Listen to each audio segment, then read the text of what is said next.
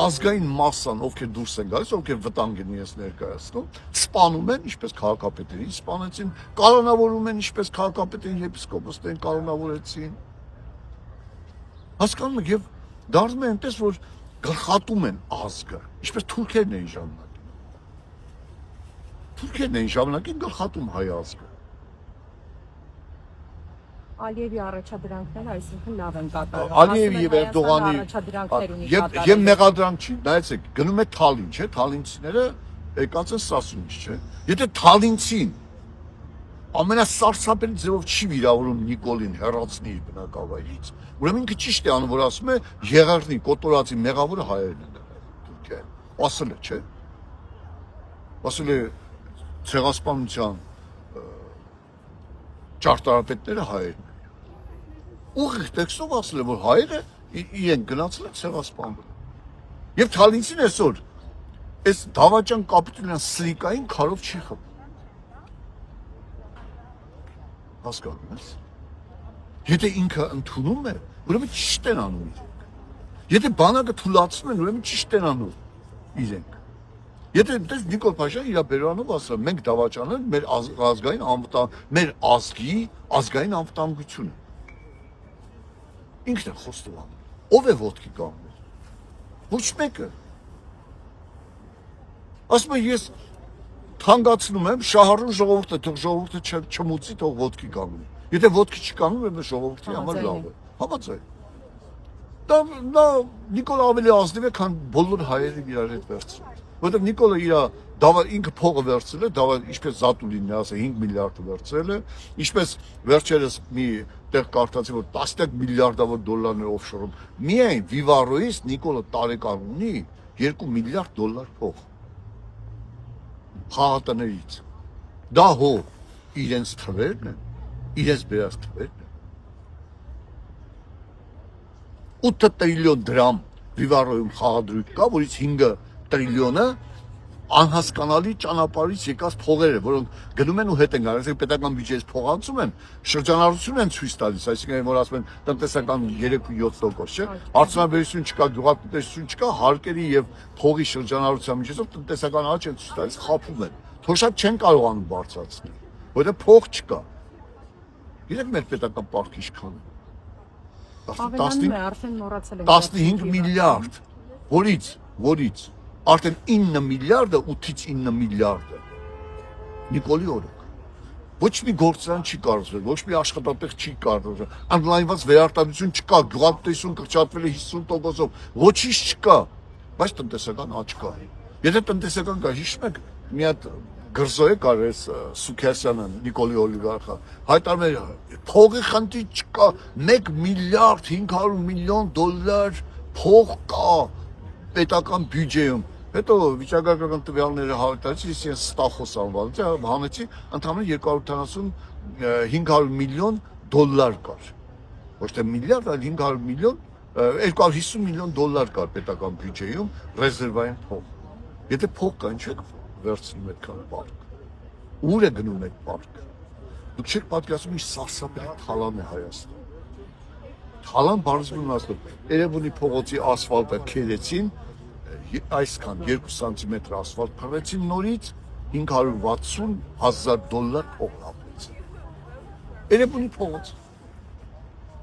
Լափում են անխտիր, քանդվել է այդ ասֆալտը, բայց լափում են։ Եվ ժողովրդին ցույց են տալիս, թե ինչ-որ բան են անում։ Մարդիկ նիկոլական ժեխը, որ ասում են, դա ոչ թե որակ է, այլ հիվանդություն։ Օրինակ մարդուն ասում ես Նիկոլը ինչ լավ բան է արել, ասֆալտ է անում։ Էս է անում, այն է անում։ Դες դպրոցներում մասսայական փող են հավաքում։ Կաշառակերությունը խփել է սարսափելի վիճակի, չէ՞ տիրում։ Բայց իրենք դա չեն տեսնում։ Հասկանում ես։ Ասֆալտ է անում, որ 132 դպրոց է փակել, չեն տեսնում։ Օրինակ համար Էրեբունիում Մուրացյան փողոցի վրա կար դպրոց։ 3 հարկանի ֆունդամենտալ կառույցեր քանդել են նորից հեսար։ 10% դրա փողը դնեն, կարող են ընտիր վերանորոգել 100 տարի այդ դպրոցը նորից ձայն տալ աշխատել։ Բայց չեն անում։ Իրենք փող են մասխում, փող, Փող։ Տանում են կուբիկային ինչ-որ բաներ են սարքում, որոնց 20-25 տարվա է։ Իսկ այդ դպրոցները կառուցվել էին 100 տարվա։ Եվ խափում են մարդկանց։ Միայն Սյունիքում ես թվարկեմ, Սալվարտի դպրոցը փակվել է, Հացավանի դպրոցը փակվել է, Արևիսի դպրոցը փակվել է, Թասիկի դպրոցը փակվել է։ 5-6 դպրոց բեն Սյունիքում, Սիսիանում էր։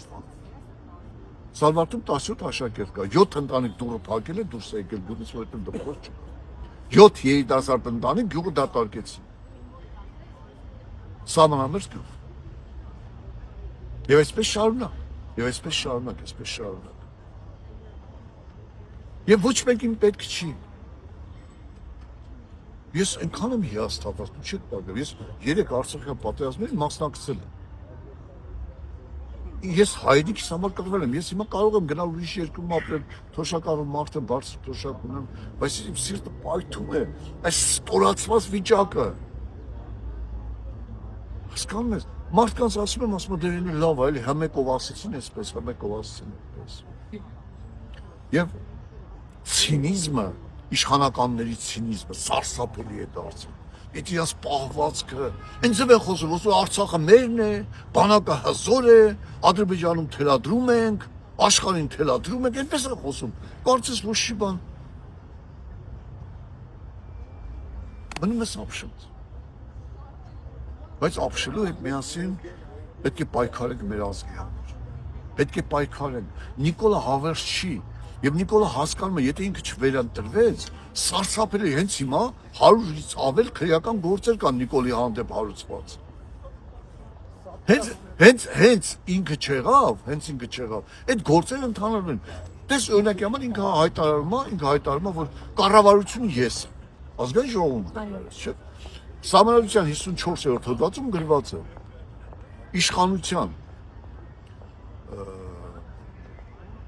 ոնց է գրված,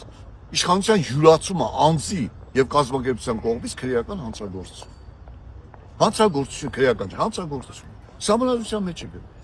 Դու ով ես, որ կառավարություն ես։ Կառավարություն ես եմ։ Տեսեք, իշխանության յուրացում։ Կոնկրետ փաստ։ Պետք է քրեական գործ հարուցվի։ Ինչ մեր բանային սրբազաններին կանոնավորել ինչի համար, սահմանադրական կարգի տապալման հոդվածը, չէ՞։ Ինքը կանգնեց հայտարարեց դատավորները, որ վարչապետի ասածը չանի։ Սահմանադրության դատարանները անկախ։ Սահմանադրական կարգի տապալումը ինչի՞ չէ կառանավորել։ Հասկանում եք ինչ է, որովհետև սրբազանները Նիկոլի եւ Մեսելինա Աննայի համար